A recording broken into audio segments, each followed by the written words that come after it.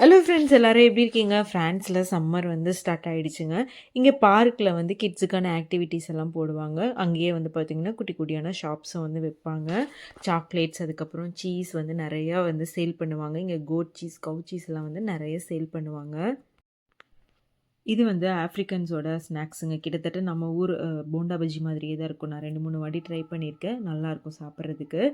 So குட்டி குட்டியான shops எல்லாம் இருந்தது. எல்லாத்தையும் சுற்றி பார்த்துட்டு அதுக்கப்புறமா வந்து பார்த்திங்கன்னா, பார்க்கில் கிட்ஸுக்கான ஆக்டிவிட்டீஸ்லாம் வந்து கண்டக்ட் பண்ணியிருந்தாங்க. இது எதுவுமே வந்து சார்ஜ் பண்ண மாட்டாங்க. எல்லாமே வந்து ஃப்ரீ தான். நம்ம கலரிங் பண்ணலாம், கிராஃப்ட் ஒர்க் பண்ணலாம், ஃபேஸ் பெயிண்டிங் எல்லாமே வந்து பண்ணி விடுவாங்க.